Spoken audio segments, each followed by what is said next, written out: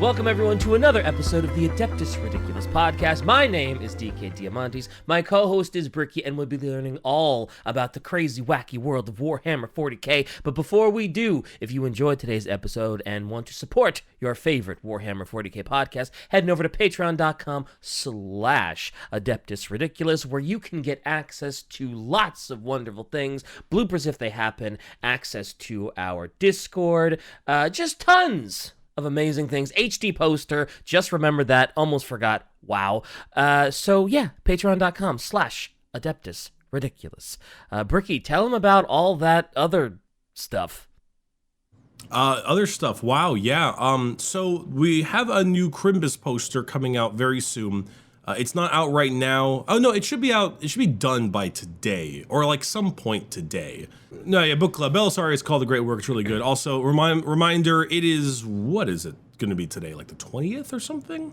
No, the 21st. You guys have until the end of the year to get that Black Friday discount and all of those posters. You got about 9 days to do that. 2 orders or more, 20% off. And all those posters are gone come the new year. So grab it, grab it while it's hot, because you only got like 9 days left. So originally, today was going to be an episode on the fulgiest fulgrims of them all. But Ferrus Manus. Ooh. No, it was going to be Fulgrim, and then I took a little vacation up to Portland, Oregon.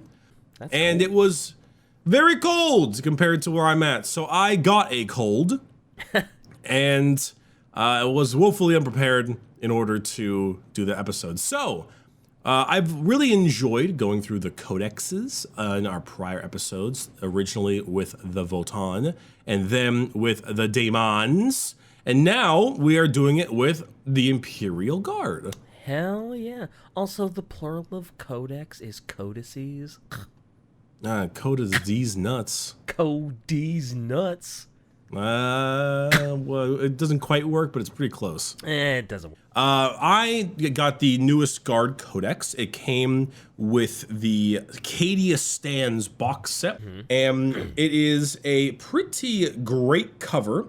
I don't think I've mentioned this before, but there is a new artist working at GW. I don't know who they are, what their name is, or whatever, but they have been prominent lately in the creation of a lot of codex covers, and among other things in artwork. And it is this hyper gritty, disgusting artwork, and I love it. It is my favorite new thing. GW, I doubt you watch our content. If you do, please continue to employ this person and make that your base level of artwork, because I absolutely fucking love it. Agreed. Definitely love it. But those guard look like zombies. Like, they look like they are the Walking Dead. Holy shit. Well, I mean, when you think about the guard, well, I guess as the guard, be the Walking Dead. Yeah, they kind of are. Dead man walking. Yeah, that's yeah. It is. It is very, very good. I think the best artwork so far to me is the CSM Codex cover right here. It is just this like it's just visceral. Yeah. Hell yeah, that should be a death metal band's cover. Despite all of this, the Codex cover for the Guard one, at least the limited edition Guard one, is actually not what I expected it to be. It is instead a picture, a much more regal 40s kind of picture of the newest model in the game for the Guard, or one of the newest models in the game, Lord Solar Leontis. Does he praise the sun? He sure looks like he does, doesn't he? Yeah, he sure do. He's got him big steed and stuff, and he's got a couple other foes to go along with it, but well, GW would never take from another fictional world. I mean, come on. Anyway, I wanted to talk about, over here on page 15, there is a little blurb about Lord Solar Leontis. I'm actually a little bit surprised how it's like Lord Solar, as Shy beat me to the punch here, is very, very high up in terms of the actual rank. You have your Lord Commander Militant, who is literally the High Lord of Terra. He's sitting on the Golden Throne. No, he's not on the Golden Throne, but he's near it. Yeah, he's on the Council in Terra. He's the big boy. But a Lord Solar are the various types of lords in various sectors. The reason why Lord Solar is so impressive is because he is the Segmentum Solar, which is the main leader body general of like the realm of space that includes Terra. Oh. Should I do you have a map for me? All right. The areas in red for mine, or green for Shy's, are the warp rifts. Areas of space in which the warp has ripped open and is causing tons of problems. Yeah, the Cicatrix Maledictum. You got it. On the left-hand side, you have the Imperium Sanctus, I believe. And then you have on the other side, you have the Imperium Nihilus. And on the left, you can see there, Segmentum Solar. Terra and Mars right there. And he is in charge of the fighting force of that area. Now, good old Leontis. I call him Pony Boy sometimes because the man is literally fighting off Necrons on a fucking horse. That is pretty impressive. Going into the world of 40K on horseback is one of the most backwards yet amazingly awesome things ever. It's the weird thing about it is it's whether or not you like that or not. You know, it's whether or not you like that concept. I think it's a little too goofy for me.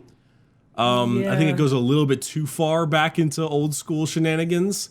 True. But I do like the character a bit. His name is Arcadian Leontis. And his full name is like a million titles, privileges, et cetera, et cetera. Mm-hmm. But he's actually a pretty classic military boy. He comes from a very high-class, prestigious family. He rose in the ranks very well in military training and combat. He is a great commander, logistical, et cetera, tons of victories, the whole thing. Oh, is that his mini that Shai just posted? Yep. Oh, his horse is a robot. You're right, Shai. It is a robo horse. Yes, it says here that his he likes to lead a lot of times on the battles, like the on down and the battle, you know, and he likes to lead a lot from his horse known as Constantine with a K. Constantine the horse, his steed for decades that is almost entirely cybernetic, because he himself, which we know a lot more about this now, has undergone rejuvenant serum and surgery, and he's about over 100 years old, give or take, but he looks extremely good and very strong. You know, funny he employed the use of a couple of cell drainers and got the rejuvenant serum. Probably not. He probably did it the legal way. Yeah, probably, but still, it harkens back to the book we just read, Bloodlines. True. He also is, interestingly enough, he's also, this is just funny, in game he has a higher strength than a custodian. Wow, really? Yeah, I don't know why they did this. He has strength 6, which is just really funny to me because it's like, I think it's to represent his really powerful sword, but like, you just make the sword give him more strength. Like he's this man is more jacked than the custodian, I guess. I mean, he works out. Apparently. His helm is also really fancy pantsy. It's called an Artificer Refractor Helm. The interesting thing is, like, people will ask, wow, why in the world can Lord Solar Leontis like tank damage better than a Chaos Space Marine Terminator, you know? And the answer is almost always some fancy relic. His fancy pantsy helm makes him like any damage he takes goes down to half because he's just, you know, Morven Vol has the same ability with her Paragon suit, which was like the highest quality fashioned by the AdMech, and her spear was made by custodians. You know, it's like some fancy pantsy relic. That's how you make humans strong. I mean. Yeah, I mean, if you want to make a regular Joe Schmo guy strong, you give him something that's been held in the vaults of Terra for 2,000 years. But despite that, he's actually a bit of an interesting kind of guy where he's a bit dour. He doesn't like he believes in everything he's doing, but he definitely has this kind of like the wars that we're fighting right now will not be over by the time I'm dead. Like my entire point is to like tee up the guy next after me. Yeah. Like I will not. Yeah, like I'll do the best I can, but we will not be humanity's peace. Yeah. Until that happens, until my death. And you know what? So long as the next guy is better than me, then maybe we'll do it. And that's quite something because like they live a long time. Like they don't live just, oh yeah, it's just, he's going to serve in the military for like, 30, 40 years and then retire. Like with their rejuvenation whatever thing, they can live to be like 200. And it's like, nope, this war's not going to be over in 200 years. Nope, maybe not 2000. Wow. I know he has the Blade of Conquest and his fancy pistol called Soul's Righteous Gaze. But yeah, he doesn't think he'll ever really see the fruits of his effort. But it's a hell of a name for a pistol. Holy shit. Soul's Righteous Gaze. Wow. But interestingly enough, to go along with the rest of the Imperial Guard, there was a little blurb I saw on one of the first pages I thought was funny. It was, the enemies of mankind may employ dark sciences, supernatural powers, or Xenos weapons beyond humanity's ken, but such defiance comes to naught in the face of honest human intolerance, fed by a wellspring of faith in the God Emperor and backed by sufficient guns. I mean, that's basically the Imperial Creed, right? Like, oh yeah, look at that crazy Xenos whatever. Just throw a tsunami of people at it and hope for the best. And sometimes it does work. It does. I mean, the Guard get the job done. I mean... There's also a quote on page 7. Never forget that you are a bringer of death, recruited to serve the Emperor and armed with the finest weapons humanity can forge. You are the instrument of his will, and to fail is to dishonor not only your regiment, but your species. Ooh. That propaganda. Now, a couple things as I was going through. There is a interesting thing where the Imperial Army, we may have heard that in the old Horus Heresy stuff, but it was originally called the Imperial Army. That was just the overall combination of all types of branches of the Imperium. Now they have segmented it, much like they did with the Codex and the Codex Astartes. Also, Shai posted a picture. Those are the new Rough Rider horses. I'm not gonna lie, that they die quickly on the tabletop, but they have this hilarious thing where they have 2 different weapons on that lance. One is a frag grenade that just stick to the fucking tip of that thing, and the other, the other is a melt-a-mine. Well, that seems very dangerous for the wielder. If that's just a frag grenade, like if you're riding and you stick like a tear, you're in the blast zone. Yeah, but glory for the Emperor, man. True enough. I mean, I guess if they just chuck it like a javelin, they're okay. Because then... No, it's melee. Oh my god, that's... that seems very dangerous for the rider, but okay, sure. It's the grimdark of 40k, whatever. Damn it, Shai, you beat me to it. God witness me! That was literally what I was thinking about. Witness me. The whole point is that one is a frag grenade to do with infantry, and the other is the melt-a-tip, where you literally just run down an enemy armor and you shove it in there, and it just melts the tank apart. It's so dumb, but in a good way. It's 40k. It's that dumb that makes no sense, but kind of awesome. So, moving over a little bit, I went to the section that went to the fall of CADIA and immediately started crying. Shocking. Hey, Bricky. CADIA blew up. It's true though. Cry about it, lizard. A couple of things I actually realized though. So I told you a little bit about this on a stream a bit ago. The Kasrkin. Kasrkin are a new kit, but a very fancy Cadian soldier. And they're basically like, imagine Tempestus Scions that are Cadian based. They are the Cadian elite.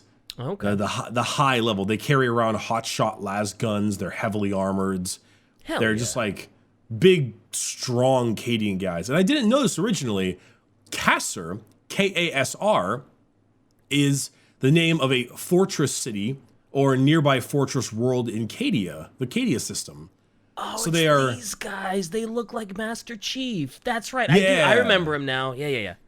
So they are Caster kin of the fortress city, the elite of the Cadians. Oh, cool. Casterkin. Yeah, I never really knew that. I thought it was really neat. It's a kind of a cool concept. Yeah, that is a cool concept.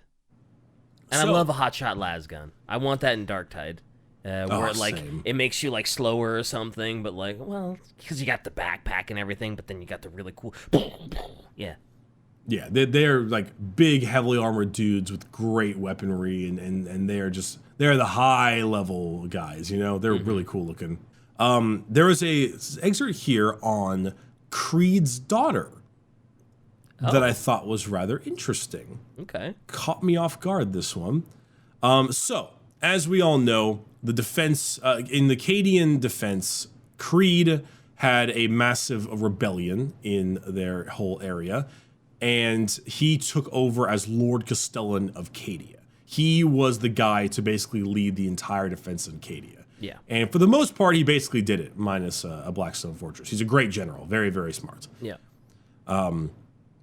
Moving from that, though, of course, he did not make it out. He shepherded the last bit of souls off of Cadia, and as the billions and billions of them died, 3 million Cadians survived, and he was not among them.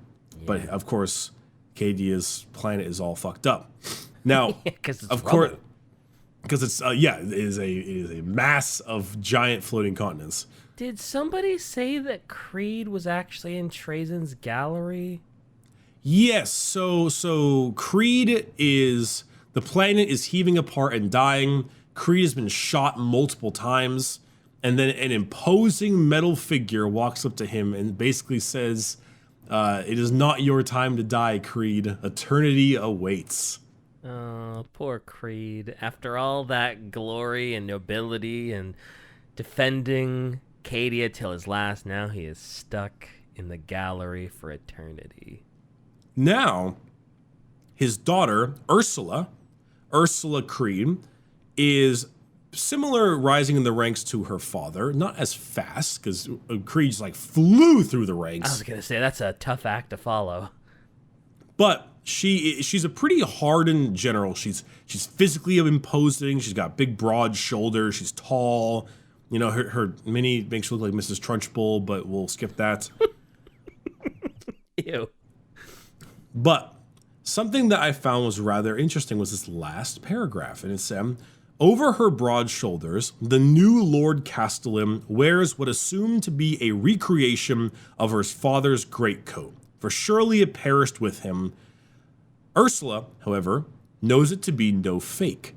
Appearing in her sealed chambers months after the loss, dried blood and the smell of Cadia's final hours saturating the heavy fabric, it fired an obsessive hope in her that somehow, somewhere, her father yet lived." Oh, very mysterious. I like it. Well, if we're assuming that Trajan took Creed, then that means the man took Creed's coat and secretly dropped it off in her room. Maybe just to fuck with her?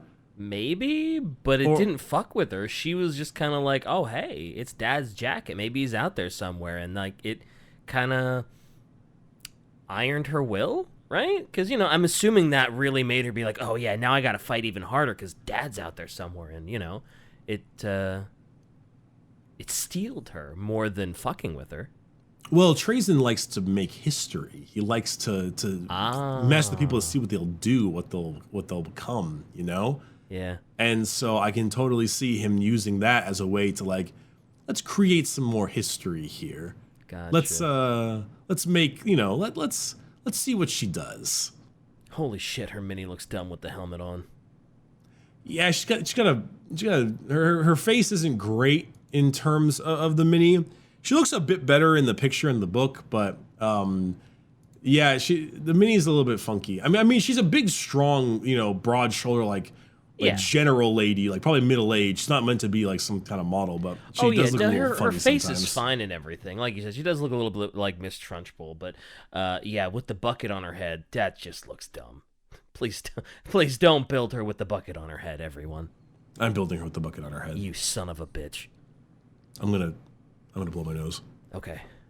Don't edit this out. Just leave it. Please, no, shut. So yeah, I know that was kind of interesting. Trazen dropping off her dad's coat in her room.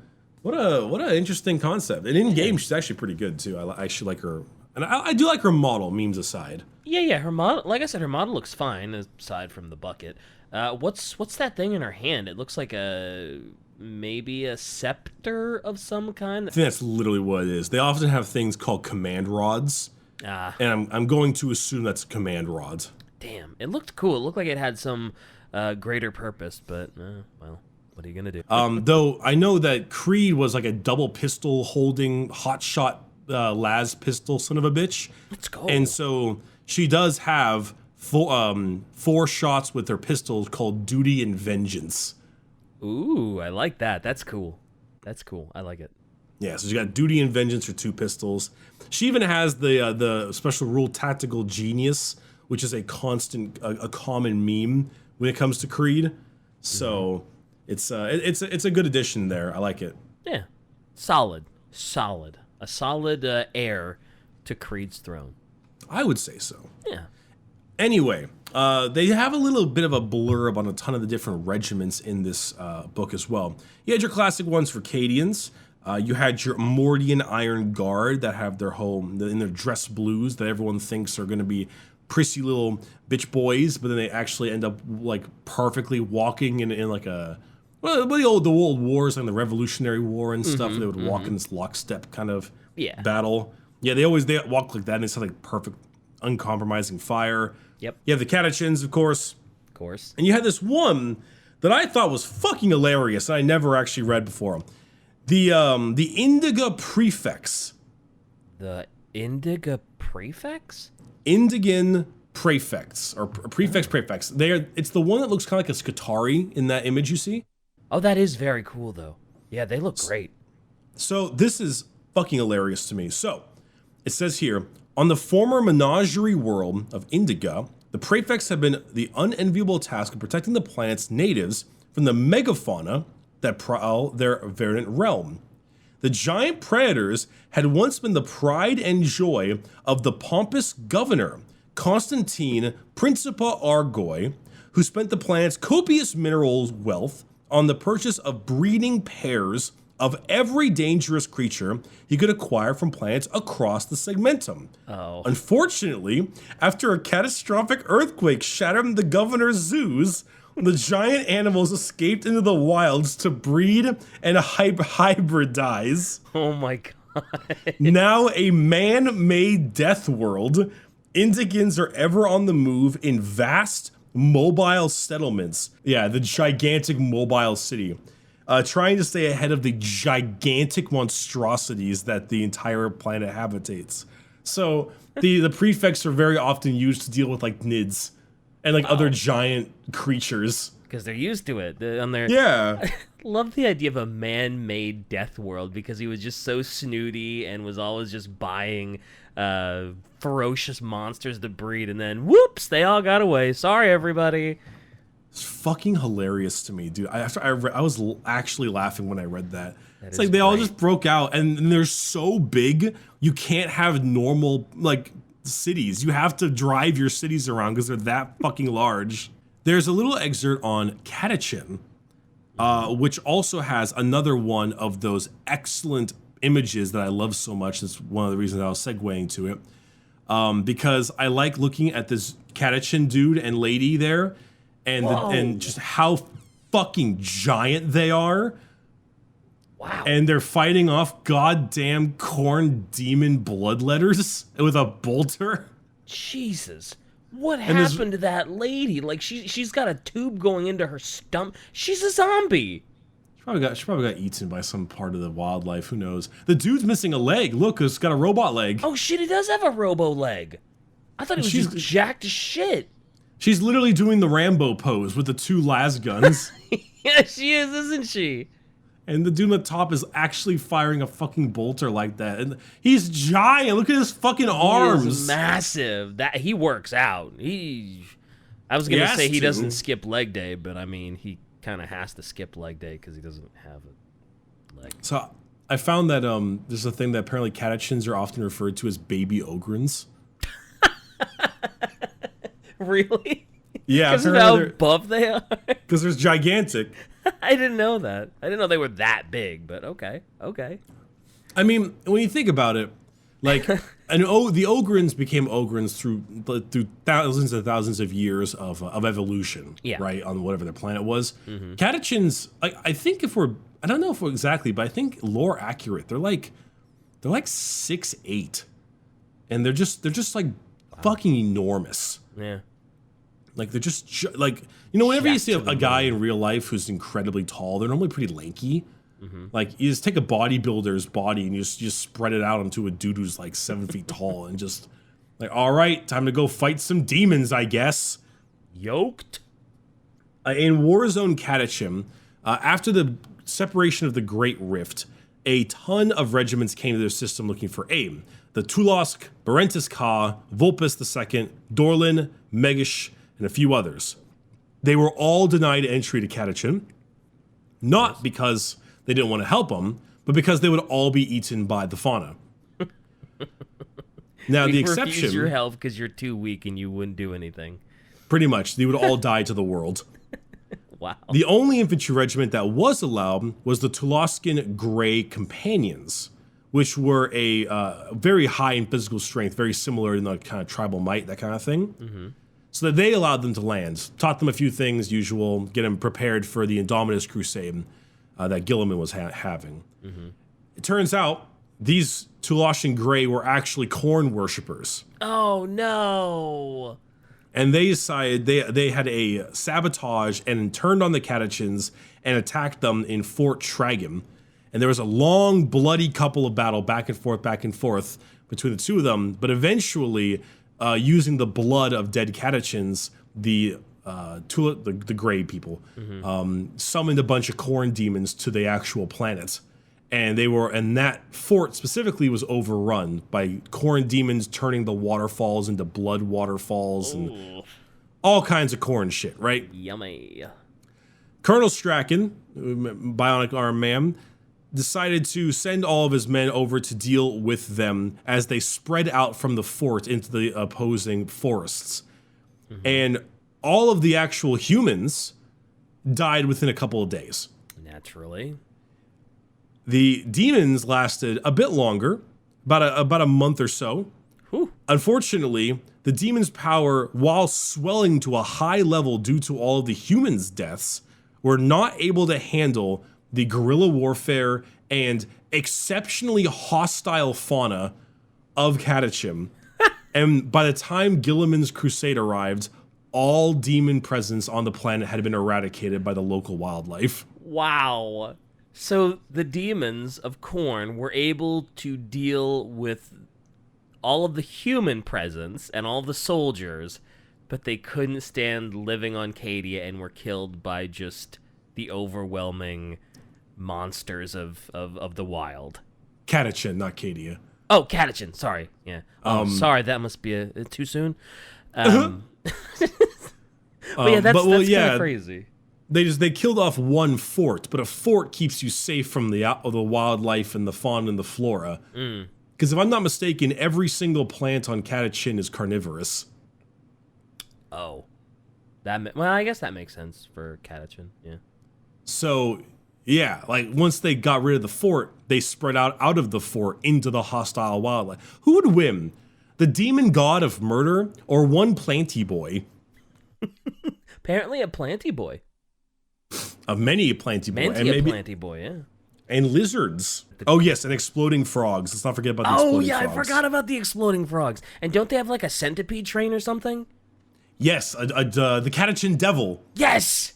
There are a couple other main groups that were thrown in here, like the Armageddon Steel Legion, their mechanized infantry. There were the Kriegsmen, which we've talked about plenty and read about. There is the Talern Desert Raiders, which are kind of a fun one. That was the one that was next to the Bronze Steel guy. Oh, the one in the yellow?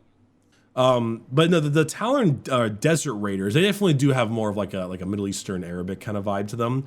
Like the shawls they have and Anyway, Talon Desert Raiders. They're pretty cool. They have this idea where their world is totally ripped apart by horrible sandstorms and deserts of sulfurous sand. Oh, wow, that's yuck. great. That's no fun. And the vegetation and life all pretty much died originally, and now it's giant sand. It's very much Dune. It's Dune mixed with that Arabic kind of vibe with guys that have great hit and run tactics in the dunes. Yeah, well, I mean, they have to. I mean, I assume on that planet you have to constantly be on the move so the sulfuric sands don't kill you. So yeah. I wonder what's the name of the Dune people again? The ones that are native to the planet? Oh, I don't. Oh, Fremen. The Fremen, yeah. Yes, it kind of gives me a little bit of a Fremen vibe. Okay. Because 40K takes from Dune a lot. What? Haven't we been over this? There's even a little section in here about the 10th First and Only. Hey! Which is kind of cool. Yeah. And there's a big old picture of Gaunt. Shocking that he's the poster boy for... Yeah. Yeah, Gaunt's ghosts, they're here. Forest World of Tanith died. Tanith First and Only are apparently very, very, very bad at following orders. Unless it's from Gaunt, because they're all pissed off and shit. It's great. Mm-hmm. Checks out. There's one regiment that's kind of fun. They are the Vresh Grenadiers.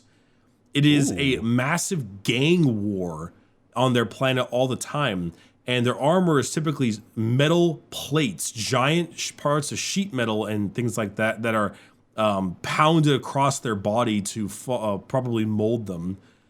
And they have these giant slum battles, which makes them very, very difficult to bring into battle with other regiments because they will immediately start getting problems. Also, that dude is one of the guys. His fucking arm is jacked out of his mind. I was gonna say that boy works out. But I like the sound of the Vresh Grenadier though. I dig them. A lot of the soldiery have their gang titles and their various gang symbols still on their armor, even when they go into different areas. Mm-hmm. Often gang wars will help determine whose tithe is taken to stop any major rivalries, because it'll only pull from one gang. Yeah. To stop other gangs coming in the same thing, causing problems, you know? Yeah. There is a, let's see here. Where is my page? I lost my page. This is Shine's fault. Last little bit of the book lore that I thought was interesting was the entire page dedicated to Commissar Yarrick. Oh boy. Rest in pepperonis, Mr. De Yarrick. Gloria Yarrick. Being the redacted file of redacted issued to officers in the redacted, yours with fealty. Redacted. Boy, that redacted is very popular. He's a good guy, you know? Yeah, I hear he's the best. So it's a bit difficult to figure out what exactly occurred with Yarrick, because the memes have gotten so big, they've bled into the determination of what actually has happened to Yarrick and whether or not he's actually dead. Okay. So this is some major Munitorum report here. It's kind of like a cute little excerpt of like, know you all that the hero of Hades' hive, the most glorious and righteous Commissar Yarrick S, was the savior of Armageddon during its first war. You know, now does the God Emperor charge him at his side to enter the greater war for such as he now made ready. You know, because he's dead. Yeah, because he's dead. So that's why he's with the Emperor now. Yeah. It's a little bit weird determining what exactly is the case with Yarrick. So it's assumed. Obviously, it's assumed he's dead. There can be a million reasons why he's dead. Old age is absolutely one of them. Rejuvenate theory apparently only goes so far. Yeah. There is the other idea that he was actually... Originally, people thought he was going to become the new Lord Solar, because Sol's righteous gaze, his eye was a weapon before. Yep. You know, a couple things like that. Wasn't fully sure about that one. There's also, this has got a pretty big bit of Imperial propaganda on it too. Oh, like this looks heavily like the way, if he died in battle, he would not look like he does in that picture. That would be yeah. That would be like a visual representation of him. Yeah, obviously. It's a great picture though. with the glowing eye, and obviously there's only one arm draped there because the other one is, a power claw. Yeah. It's a lot of that it's unsure exactly what's determined of what happened to him. But the prevailing theory is that Armageddon right now, I believe, is being sieged by the World Eaters and Angron himself as he has returned. Oh, okay. And that's right. Angron has a mini now. I forgot. Yes, and he's quite good. Yeah.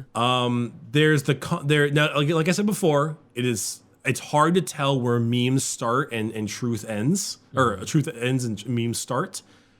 But one of the theories is that Angron has been the one to kill him.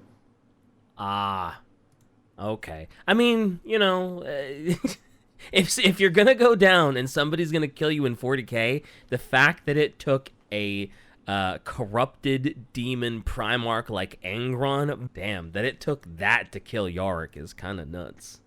It is pretty nuts. There is an interesting thing. The meme is that Gaskell is pissed because of this. Oh, right, because they were rivals, and if someone was going to kill him, it should have been Gaskell, or he lost his rival, and now he's not going to be able to have as many good grumpins. One of my favorite lines is Angron turning to Gaskell and saying, "You're really gonna die just for some puny human?" And Gaskell's like, "Someone is." Damn, Gaskell's a boss though.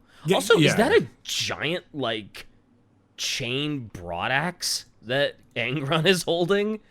Yes. Holy shit! Because I was like, oh yeah, that's just a chain axe, and I'm like, wait a minute, that's Angron. That's like Demon Angron. He's like 20 feet tall. Like, what the fuck? That is a massive axe. Yeah. Anyway, though, so it's unsure exactly the deal with Yarick. Some people think that he may have ascended into an Imperial Saint. Ooh. As well, which is which is a little bit more in the concept of walking with the Emperor. Mm-hmm. Literally. It might do a little disservice to Celestine, but it's certainly possible. Sure. Why not? I mean, if anybody. Yeah, so right? It's a bit unsure overall with the whole decent thing of Yarick. But as far as we're concerned, Yarick is not playable in the game. Yarick is not a model anymore. Well, not a model in the game anymore. Yarick is gone. He is essentially MIA. That is correct. You remember when I read the DM book in the first lines where you've opened the book, it's too late. This one is eyes up, soldier. Classic, classic guard shit. Yep, eyes up. Yep. There are a couple new units that were added along with the book. You had the Rough Riders and the Pony Boy, Lord Solar Leontis. You had a new tank known as the Rogel Dorn tank because we had the Lehman Russ already. Mm-hmm. That's a pretty cool tank actually. The Rogel Dorn, I think it looks fucking awesome. I mean, it kind of just looks like the other tanks. It kind of looks like a Lehman Russ anyway, doesn't it? It's a bit bigger. I like all the extra little bits and baubles. You I just like the like dude that it hanging says on the CADIA back on the side. Stop it. It's just how you can paint the fucking thing. You Yeah, paint but whatever that's you probably want. the picture you saw, and you were like, "Oh yeah, Rogel Dorn tank. That's for me." It says CADIA on the side, right? Yeah, right. Man, CADIA, my cock and balls, dude. CADIA blew up. CADIA blew me. CADIA right now is about as useful as your cock and balls. I love the CADIA image in Dark Tower. It's just a bunch of fucking rubble. It's just little asteroids floating through space. Yeah. Yep. There's like also the field ordnance battery, which is one of the newest things. It's the most 40s thing on the planet. It's a giant howitzer that you crank with little wheels. It's got a bunch of dudes there just ready to set it up. That's amazing. That in 40K, so they still use little crank and these little wheels on it. Like, it's with all the technology they have. They're still using tank treads. They're still using these little tread wheels, and they're still cranking them around. Like, man. I know. It's so dumb, but it's so fun. Yeah. Gaunt's Ghosts are indeed a playable faction as well. Hell yeah. They are. They're actually pretty great. I mean, yeah. The guard book is the Mass Effect 3 of Warhammer codexes, which is like the most Dark Souls of video game statement I could make. But let me hear me out. Oh my God, he just had to say the most Dark Souls of something to really drive it home, huh? So this book is obviously rushed. The lore is not bad. The lore, the images, all the drawing stuff is actually pretty great.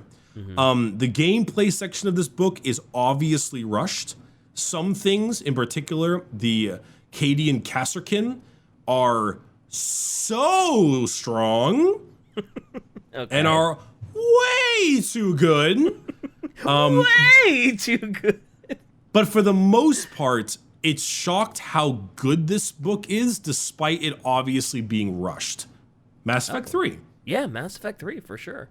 Yeah, shockingly good, despite how fucking rushed that game was, you know? And how bad the ending was. I mean, pick your color, any color. The one thing I do like a lot, though, is that in the Guardsmen book, you can actually, instead of picking like a trait, like an order or like a legion or something, you can pick 2 separate regimental doctrines. And each doctrine is kind of like from a various world that you can kind of pick from. Oh, cool. So like trophy hunters, for example, gives you extra strength against vehicles and monsters. And those are obviously the Indigan prefix. Yeah. You've got heirloom weapons, which is increased range of your guns. That's from the Vostroyum. Parade drill is Mordian. Mechanized infantry will be Armageddon Steel Legion. Brutal strength is Catachin. You know, it's kind of fun. That's cool, yeah. Cult of Sacrifice. Can you guess which one that's going to be? No, I wouldn't know. I knew it. Which one now it is. Yeah, sorry. Probably some useless regiment. I don't know. Swift as the Wind is a fun one. It's cool. Yeah. I said there's a poetic connection between Codex being rushed and the episode. This episode, she feels. I was sick. I'm sorry. I mean, yeah. I mean, it's not like the writers of the Codex were suddenly sick after a vacation and all that stuff. We just want to make sure that we do justice to the thing that everybody paid for. Yeah, you guys, come on. If I rushed the fucking Fulgrim episode, I would never hear the end of it. I would never hear the end of it. Never. I'd never let him hear the end of it. That's for sure. Because do you care about Fulgrim? Well, so I have been wanting to learn about like the Emperor's Children and Fulgrim for like a long time, but it became such a meme with like the Rylanor stuff that I want to learn about them. I'm excited to learn about Snake Boy. That's true. That's fair. But I'm painting up some of my new guard stuff. I'm putting together some of the new minis. The field ordnance batteries, the big ones, are actually what's the word I'm looking for? A pain in the fucking ass to put together. They suck. They suck. What's so bad about them? There's so many bits and bobbles, dude. Oh, there's so many bits. Too many bits. Dude, every single thing is bits. God damn it, dude. You see the guy in the bottom left that's pointing with the hat on and stuff? Mm-hmm. Both of his legs are a separate piece. Both of his torso are a separate piece. Both of his arms are separate. The goggles around his neck is separate. His head's separate. The box underneath his feet is separate. Oh my God, it's all that separate, really? And that's one man. Holy shit. That's crazy. It's so spindly, I do not like. Oh boy, yeah, I just wouldn't build him. Just don't build him. Just build the little tank thing. Oh. All right, that's all I got for you. CADIA stands. Fuck you.